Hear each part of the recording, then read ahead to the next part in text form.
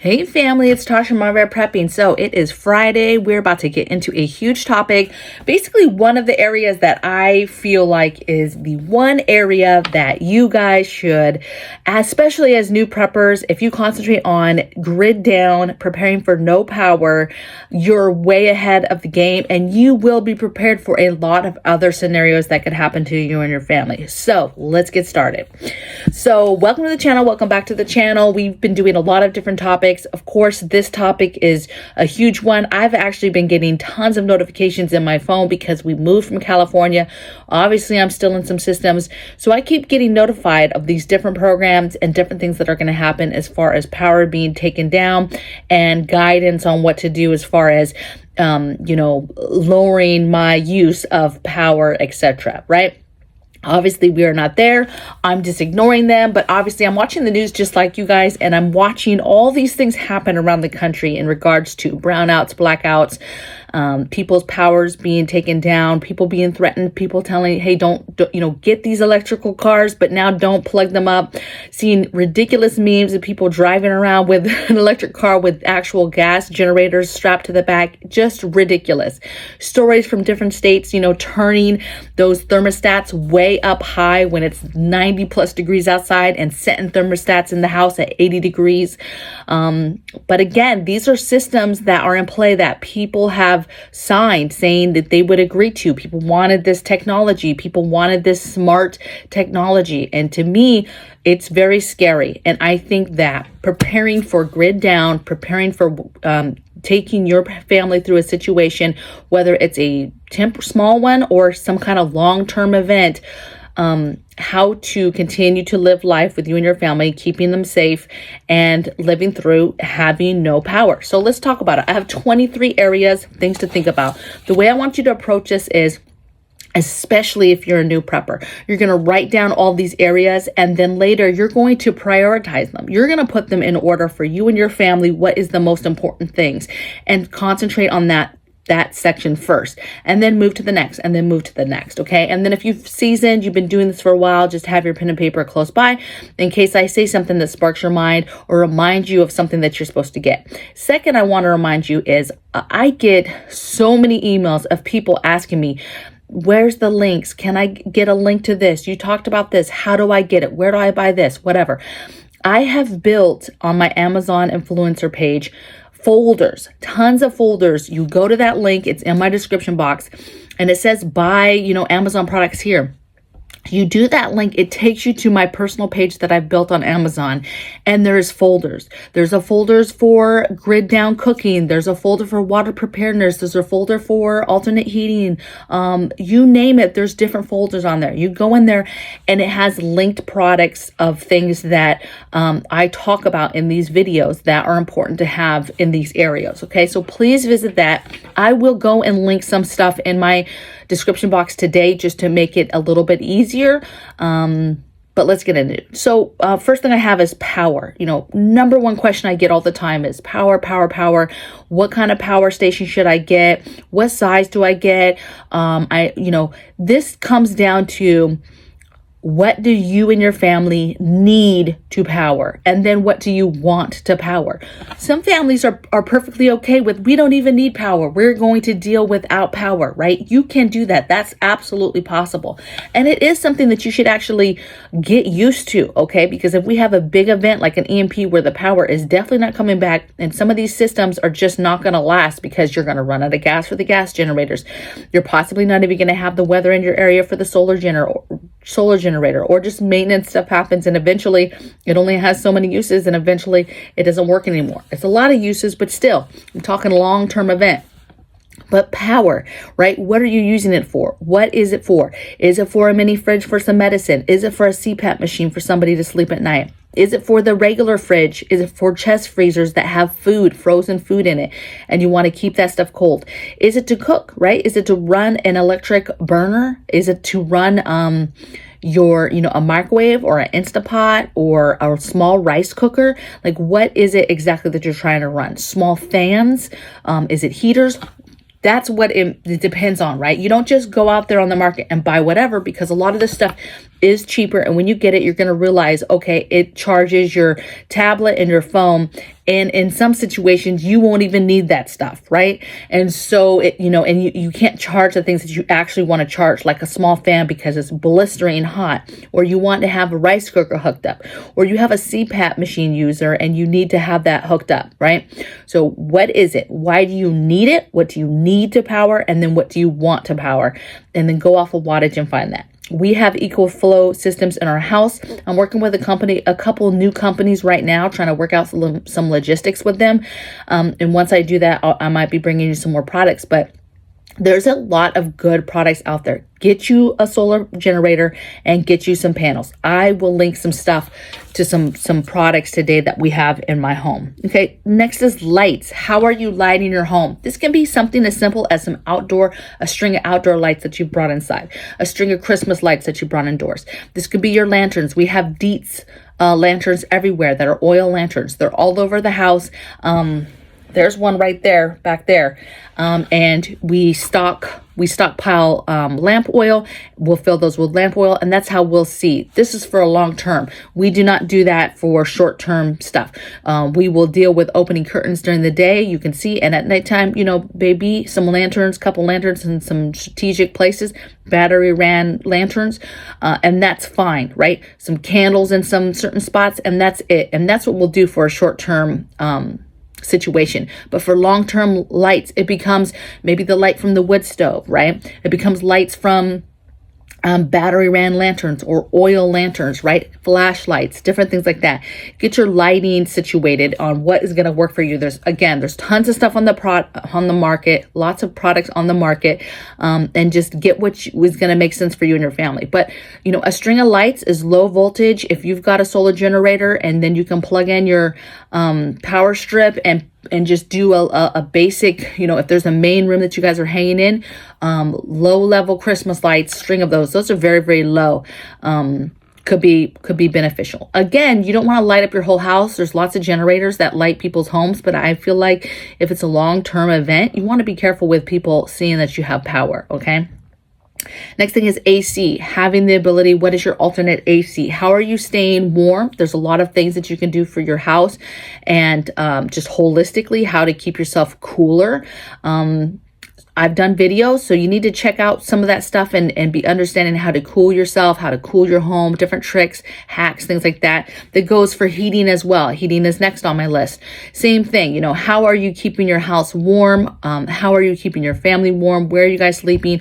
What cold weather gear do you have? Sleeping bags, tents, gloves, hat, beanies, hats, all that stuff to keep your family warm, and the tricks and hacks again to keeping a space in your home warm or whatever, and alternate heating sources like buddy heaters, things like that. Again, some of that stuff takes fuel.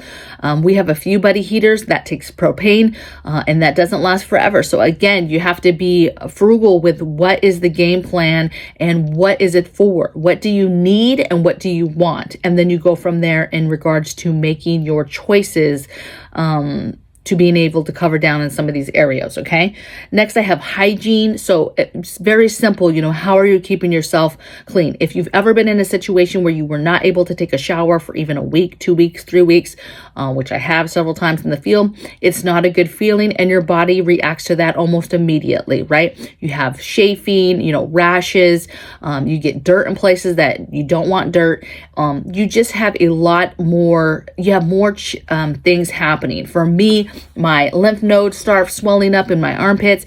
It's just not a good look for a lot of people to not be able to stay clean. So you have to have the ability to be thinking about grid down and thinking about how you're getting clean. Maybe that's just a camp shower bag. Maybe the water is still able to, is not backed up and it's able to go down your drain, and you're just hanging that shower bag in your shower itself and letting it flow and taking a shower actually in your shower still, but with a shower bag. Maybe that's outside, maybe it's in a pop-up tent. Think about how you would be getting clean. Maybe that's having a big tub, having some water, some soap, and you're doing old-fashioned, just taking a bath, a washcloth bath out of a little tub, okay? Having a foot bath, right? Having a foot bath that you can use, even if you don't plug it in, right? You don't have the ability to plug it in, but to be able to put even a little bit of water, warm water in there and put your feet, you don't need that much, right? You only need maybe a couple inches. Put the bottoms of your feet in there, get them clean, get them soaked. That can mean the world, okay? So these simple things, how are you going to do it? Having ways to wash your hair, dry shampoos, all over the market, dry shampoos to be able to keep clean with little water or no water, okay? So look at your options out there. And again, think about hygiene, okay? Think about sanitation. You know, how are you going to the bathroom? If you're on the city sewer, that's a concern. You need to understand how that system works, approximately how long it would take for possible backup, when you should be turning that off, when you should be plugging holes because of off-gassing, when you should be not using the toilet anymore and not flushing it anymore because you're going to get backflow, and what to do to protect yourself and your home for that backflow of a sewage backup. That's nasty stuff, okay? And if you don't really understand that, that could turn into a bad situation. To include, where do you go to the bathroom after that? I did a video on emergency toilets, right? Just 5-gallon buckets. Again, this is not long-term. A long-term situation would be building yourself a little outhouse outside, building a trench, right? A poop trench, right? But short-term buckets are amazing. You know, when we moved here, we ran into a ton of septic stuff, and there was weeks we were going with no toilet and no showers, right?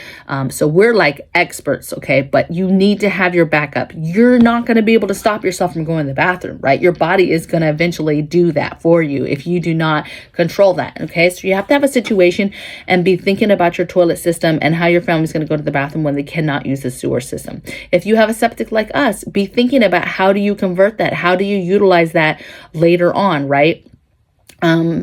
So that you can go to the bathroom, and how that would work with the grid down situation. Next, I have cooking. So alternate cooking. How are you cooking with off grid? For a lot of people, if you have gas, there's a lot of different stuff that you could still do with your gas stove, your gas oven.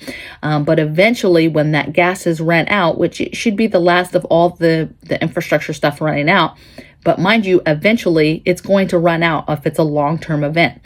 And then what does it become? How are you cooking? Do you have a barbecue? Do you have a smoker? Do you have some burners? Do you have a camp stove, right? What's the fuel that it runs off of? Is it butane? Is it propane? Is it alcohol? Is it a wood, right? What is your, it's a rocket stove of some sort. What is the fuel source for that? And for cooking, I like to have options, several different options, because you never know what's going to happen. I also like to have options for indoors and outdoor cooking in case it's dangerous outside, and it's dangerous to be cooking outside where people can smell you cooking, food, right?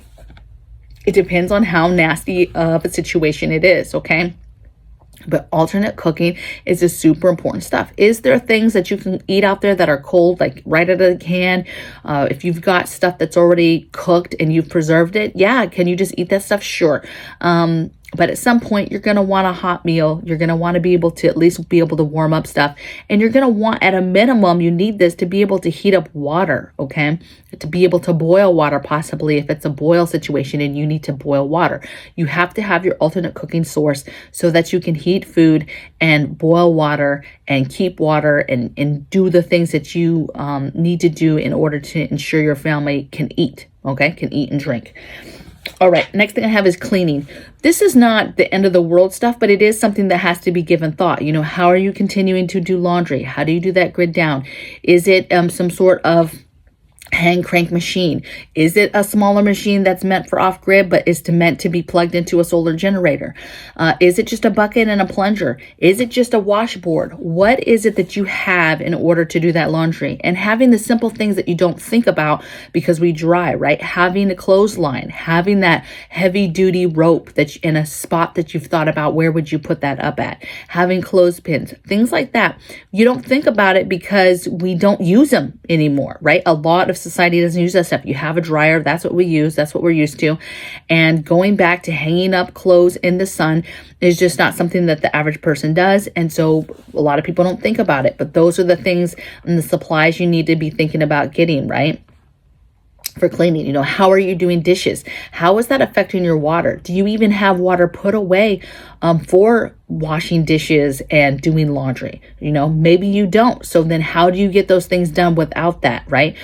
Dishes, maybe you're utilizing paper plates. You've stockpiled paper plates, paper cups, utensils, all that stuff, so that you've cut down on your dishes, which is amazing. But again, what do you do when that stuff runs out, right? And this depends on how easily are you able to source water, right? In general, to be able to do things like laundry and wash dishes and things like that. Where would you do those things at? Where would you set up a situation where you're washing dishes? Is it just in your sink and you have the ability for water? It can still go down the drain. And it's just a matter of, figuring out your water situation as far as washing and rinsing and sanitizing those dishes. So what is the plan and what are the things you need to be able to do that with no power? Entertaining. This is a huge one that a lot of people miss. You've got to be thinking about how are you going to entertain. For a society that is so big on the phone and social media and being blindly, entertained with TV and movies and shows and games and books and everything is technology. And then you lose that stuff and, the kids go crazy and as soon as the power goes off, the kids are like, what are we doing? Play a board game with me. So you've got to make sure that you have stuff. So having games, having physical games, having, sports stuff, right? Different balls, catch mitts, bats, balls, different things to play in the backyard with, board games, card games, books, fiction books, how-to books, magazines. You have to be thinking, how do you stay busy? What are the kids' hobbies? What are your hobbies? And get those items. If you like to quilt, having that stuff. The kids like to do a certain thing, some sort of arts, crafts. There's a lot of places where you can go and get cheap arts and crafts stuff, right? Go get right now the pens, the pencils, the artwork or the art paper, craft paper, all of that stuff for the kids that you've put away so that they can get into doing all these different arts and crafts and stuff too, right? Artwork, paints, all of that stuff, right? Think entertainment. Think about what your family likes to do outside of all the technology, right? Social media, gaming, all of that stuff, and figure out and make sure that you have some stuff to keep them occupied, okay? Of course, during a grid down, there's a lot of grown-up type stuff that has to be done, and the kids know that there's responsibilities and things that have to be done. There's a lot of watching. There's a lot of paying attention to what's going on to ensure that we're safe, okay? So there is some responsibility stuff, right, that has to still happen during grid down. That's not going to just stop, okay? So that stuff's still going to be going. The preserving food, the gardening, the taking care of chickens or any other kind of livestock or animals, all that stuff is not going to stop. Fortifying the home, right? All of that stuff, that's not going to stop. If anything, that's going to increase, and that's going to give your kids more stuff to do as well, okay? And I would say is don't hide that stuff from them. Involve them in that. If you're putting stuff over the windows because you're fortifying or you're fortifying a back fence or you're doing something, you're involving the children in that. Okay. And I say children because they might be little ones, but you have to involve them of what is going on and why you're doing it. If they do not understand the why behind it, that's where bad decisions could be made by children that are detrimental to your guys' survival and safety. Okay. And so you've got to, at this point, you have to keep it real and let them know why you're doing stuff. Take the time to explain stuff. Okay. Next thing I have is medicines. So this is medicines, this is vitamins, supplements, this is your holistic stuff. This is the books required for that stuff. All the medicines, over-the-counter stuff, cold stuff.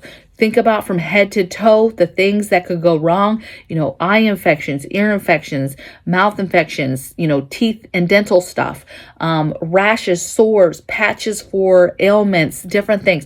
Think about all the stuff that you would need for your body, right? Think about the things that have happened to you and your family over the last few years. You know, do you guys have a lot of headaches? Do you guys, is there a lot of cramping with all the females? Is it like, what are the things that you guys deal with on a regular basis that has to do with over-the-counter stuff? And get that.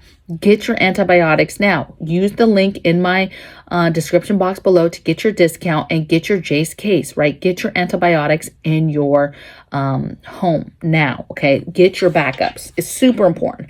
Next thing is medical. So that's your medical supplies, an extra set of crutches, you know, bandages, Band-Aids, wraps, all the creams, right? And antibiotic type creams, burn creams, insect creams, you name it. There's just so many different medical supplies that you need to get and start getting, tourniquets, different things in your medical supplies.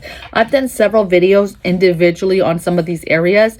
So just when you're doing search, you could just search through my videos, but search playlist or search my name and then what it is you're looking for, right? Hey, Mama Bear prepping over-the-counter meds, Mama Bear prepping medicines to get, or whatever, okay? And you'll see videos that will pop up with what you're looking for.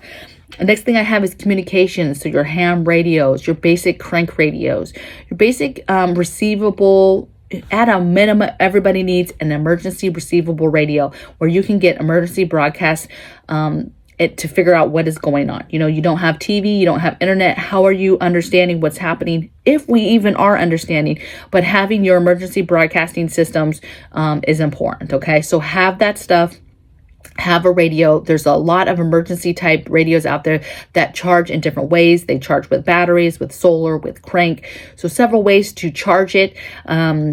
And then it goes up from there, right? You have walkie-talkies, different radios, you have ham radios, you have a ton of different stuff out there for communications. So think about how you're receiving information. And then from there, if you're trying to talk to people or receive information from a farther distance, then the higher you're going to want to go as far as your capabilities. And you're going to want something like a ham radio, okay? Next thing I have is security and fortification. So this is important for grid down because it becomes, hey, you might have cameras, you might be able to see things hooked up to a TV, a monitor, you're able to see stuff, but how do you power that stuff after grid down, right? How do you keep your security system going? How do you keep your cameras going? Do you have backups? Do you have CCTVs? Do you have a low power option for being able and having the ability to still see outside during grid down? Well, that means you have to have a power source, which we started this video with. You've got to have a power source. Maybe you're getting a small solar generator just to power that, right? Or to power a radio if once you need to plug it in, right? And you have your whole setup, you have your monitor and you have your CCTVs or camera system that's hardwired into that. And then you simply plug that system into your power generator and now you can still see outside and see what's going on, right? There's a lot of bad things that are going to be happening during grid down. The people are going to be taking advantage. They're going to be looking for soft targets, right? And they're going to be assuming that cameras don't work, whatever. Well, if you've got your cameras up or they can still see that there's a light on, like, oh, those are still working, or if they have any kind of alarm system on them where they alert them or a light comes on like, hey, I see you, that could be enough for they're like, oh, okay, they're powered up. I'm not going to mess with them, right? At a minimum, even if they assume that they don't work, you still, as the person that lives there, can still watch and see what's going on. And then you can make decisions from there to chase people off, get people off your property, whatever the case may be, okay? But you need to think about grid down. You need to think about security and fortification grid down, right? If you have anything that's technology ran, locks, extra locks on doors or windows or gates or whatever, and it's electric, you need to be thinking about how that could work for you and against you. You know, if you have an electric gate that closes, let's say across your driveway, okay, that's an extra security. But what if it's a gate that can only be opened by, being powered on, right? It doesn't have the ability to open by hand. Okay. So you're working against yourself. So think about products that you're employing for your house to get your home ready and be thinking specifically how those work with grid down situations. Okay. And how it could possibly work against you so that you can get the things now to prepare for that. Garden, think about how you're watering your garden, setting up automation watering systems now, gravity fed watering systems now could be beneficial. I mean, if you set that up and have enough water to last a couple weeks, even in a situation, that's a lot of situations that you do not have to worry about your garden dying, all your hard work dying. If you've set up and you have water barrels and catchments already set up for your garden, and then something happens, you're not worried, that immediately you do not have water for those plants. Okay. So think about that as much as you can now and getting gravity fed type situations situated. And right now, just fill them with tap water, fill it with rainwater if you're getting rain, right? And just get those systems going and working and set up the way that you want them set up so that when something happens, it's not the end of the world. If you're thinking about, water later, think about your garden as far as that emergency water as well. When either runs dry or it's not a rain season and you're like, okay, now it's not rain season. How am I watering this garden? Just think it through and think about what you're going to do and make sure that you're putting that water to the side. Same thing, pets. Thinking about pet food, stockpiling their food, their water. Think about their treats, their different things, toys, the different things that they have. Think about grid down. Think about if you had to make that dog quiet and having a muzzle. How are they going to the bathroom? If it's indoors, how are they going to the bathroom? If it's outdoors, how does this work when it's grid down, right? And specifically think about your animals and prepare in that way. Preservation of food. How are you continuing to preserve food? Do you have a setup to be able to can food outside, right? So that you can still be pulling stuff out of the freezer and preserving it. Or if you're still harvesting stuff from your garden, it's grid down, but you're still being able to preserve food. You have that power source, you're able to plug in the dehydrator. Maybe you have an outdoor drying rack that you can start drying and experimenting with drying fruits and vegetables outside. Grid down and food preservation, how that works, what it looks like, and how can you continue to do it in a grid down situation.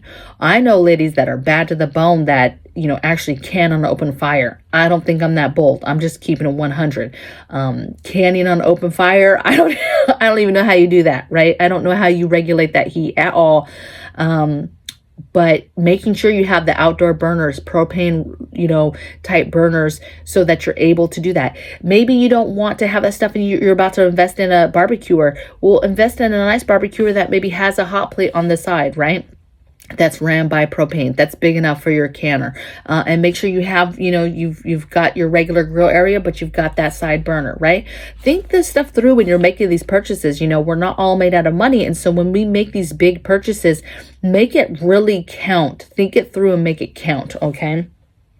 Next thing I have water, did the whole water series. So getting all the preps, thinking about your potable water and your non-potable water. Potable water meaning you're drinking water first, how you're getting that, sources, things around you, and the products you need to make it safe to drink. Food in general, stockpiling food, thinking about food that can be eaten cold, meals ready to eat. Making your own MREs is super cheap and cost effective, much more than buying an MRE. So think that through, get that stuff, MREs, meals that are ready to eat, foods that can be eaten that are already cooked and on your shelf. So preserving food, canning food, that stuff is cooked, right?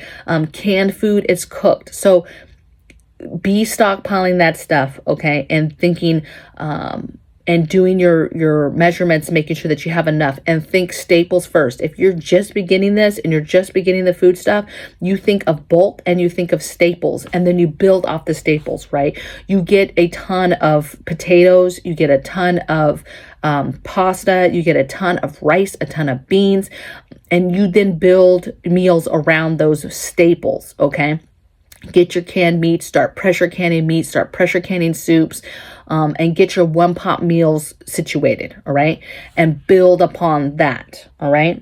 I got transportation on my list, right? How are you getting around? Grid down. Something as simple as having carts to lug stuff around. having a bicycle to be able to go somewhere, go to a store, go to somebody's house, go up the road, check something. How are you able to continue to do that? You know, maybe you have some sort of transportation that's working, something old. Maybe it's an EMP and you have an older vehicle that wasn't, but that's a target. That is a target on your back. And so you want to keep that very, very low key if that is the case. But be thinking about bicycles, tricycles, something for the whole family, roading, strong capability type bikes and carts. You know, how are you carting stuff around? Super important. You know, something as simple as having a gorilla cart or having a strong cart with some big, where you're having to walk somewhere and get water, source water in big pots and then bring it back. How are you doing that? How are you doing that without sloshing and losing too much of your water? And how are you doing that with your ailments, with knee problems, back problems? How much can you support in that said cart that you have?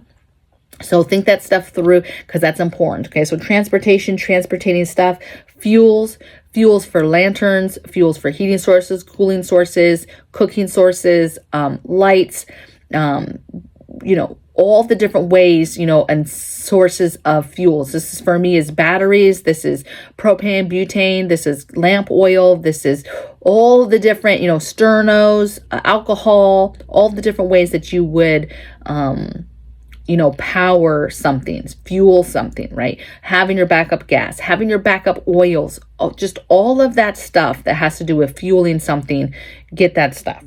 Next area I have is maintenance. Think about grid down, maintenance, doing things around the house, tools, right? If you don't have the ability to power a tool, charge a battery, a lot of tools are battery ran, whatever. If you don't have the ability to turn that in, and also some of the stuff, generators and stuff won't even run that stuff. So it becomes, and also noise, right? Maybe you're not trying to be loud and let everybody know that you've got your chainsaw working or you've got your whatever working, right? And you've got fuel for stuff, right? So having the tools, having the axe, having the different tools, saws, different things that you might need for grid down to continue to do your job around the house or fix things around the house and do different projects, build stuff, whatever the case may be, fix stuff, right? But think grid down. Think about those hand tools, those hand things, having the tapes, having the glues, having the different things to fix things around your house yourself without help, and having the stuff available to do so that will assist you now. Pests, so pest controls, you know, grid down, food supplies, everybody getting hungry, starvation. That's not just a human thing. That's going to be humans that are going to be starving, but that's possibly animals, right? That's domestic animals, that's livestock, and that's all the creatures and critters around the world that are trying to eat, right, and survive. And so those pests are going to come out, and they're going to be looking for food, and they're going to be looking for stuff, right? And so taking care of them, having the ability, something as simple as roaches and ants, right? And, you know, rats and mice and traps and being able to do that stuff. It's important to be able to handle that stuff when you head on.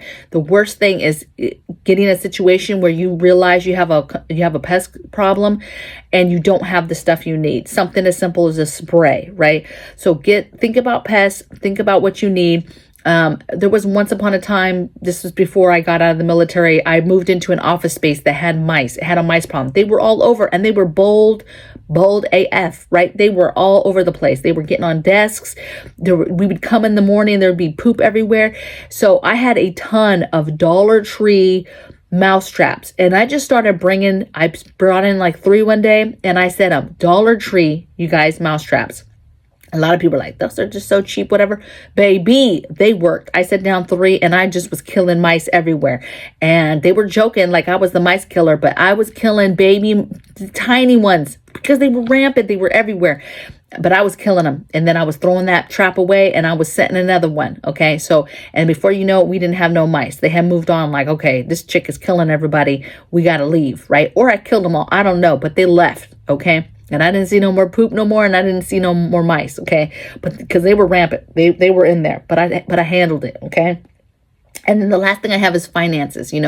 Finances is cash flow. How much cash have you kept to the side to be able to still do some sort of business with cash? Do you have other options, gold, silver? Do you have bartering options? Do you have income, a way that you have thought that you will make money, whether it's something you plan on bartering like chicken, eggs, or whatever? But what kind of income can you do? What's a skill that you're going to be able to barter or trade for, whatever? Because that's what the world is going to go back to. It's going to go back to handshakes and bartering and trade, and I got something that you want, you got something I want, and those relationships, and that is what it's going to come down to. And so you have to be able to understand what it is that you're going to be able to bring to the table in a situation like that, whether it's a skill set, whether it's something that you guys produce or make or are able to make, that would be helpful in a society that is grid down, right? I know this is a big topic, right? And I could have went 10 times deeper in each of these topics. I could have talked and done a video individually in these subjects. Some of them I have, okay? But, and I'll try maybe to link a few of those in the description box below, but take a look, do yourself a favor, write these down, prioritize them, go to my Amazon influencer page. The link is in the description box. I'm going to link at the top the power stations that we have, the solar power stations, just so that's a quickie, because I probably get that question daily. What power station to buy? Okay. Which one do you have and what does it run? Okay. And so I'm going to put that, but go down further to the influencer link and check out the folders. It doesn't cost you anything to check out those folders. You then can go further and log in. And then if you buy something under my affiliate, I do get a small commission. However, you do not have to. You can go to my folders to see the stuff and then get out of that and go to your own Amazon page and order your own stuff. You do not have to support me in that way if you do not want to. Okay. So please don't feel like I'm trying to push this on you to buy. What I'm telling you is I get so many emails of asking me where to get this stuff. And I've built the folders for you to go on and look at these folders with these different areas. Okay. So please do that. Take a look at that. That could be helpful for a lot of people. And then share this video, like this video. I feel like I'm stuck in the algorithm a little bit, but share this video with anybody that needs to know about grid down or preparing for grid down. I think that we're getting to a point where we're starting to see the effects of our infrastructure and us as a country not taking care of our infrastructure, and all these things with water plants breaking down and no power, and the grid is stressed and all this. This is just going to get worse, right? This is just the beginning. All these forecasts of like all these states are going to fall in line. Yeah, the whole country is going to fall in line because they're going to have to. Even if you're a red state, you need to be concerned that if the infrastructure has not been getting taken care of, it's just a matter of time before that breaks, whether they wanted it to or not, right? So you need to be thinking about the day that the infrastructure fails and in what capacity that happens. And remember that when the power structure fails, the other things are closely behind. So it's just a matter of time before the water stops coming out the tap, or producing water, period. And it's just a matter of time before sanitation backs up, the sewer backs up, the sewer's not working, because all of that stuff is ran off of power pumps, power systems that are feeding certain things. The water is power is running the different things into it, the levels of chlorine and all this stuff, right, that goes into the water to make it clean. That's all ran by power. And so, yeah, is there backup generators? Is there backup things? Yeah, absolutely there is. But let an EMP hit, all that stuff's dead in the water. Or let a normal situation happen with the power, and eventually that stuff is not going to work anymore. And now you have a very, very serious situation on your hands, okay? And if anybody that has ever said thank you to me and sent me an email, they have said thank you, and they've had said that their stress level is amazing when something has happened and they were ready, when they were even halfway ready, right? They didn't have all the stuff on this list, but just having a few things on this list takes that stress off them. And then they were like, oh, okay, something's happening, but it's not the end of the world. Okay, what are we going to do? And you mentally can slow down and think about how you're going to work through the situation and what needs to be done. And then you're not standing out in lines trying to get propane, standing out in lines trying to get water, food, whatever the case may be, right? And you can be self-sufficient and ride it out what's happening with you and your family. And if you take it further and you're seasoned and you have this stuff, you need to be thinking further then, even further. How do I long-term, this stuff runs out. I run out of the things. How do I continue to survive? Okay. What skill sets and what things do I have that I will be able to continue how to live? Okay. I hope that you guys enjoyed this. This is a premiere, so hopefully you guys are going crazy. You guys do a lot of talking in the chat, which I love. I learned so much, and I know a lot of other people are learning as well when they're watching these premieres. So if you're catching this on the replay, make sure that you leave a comment and share that knowledge that you have with the group as well. And I'll see you guys tomorrow on the next video. Take care. Bye.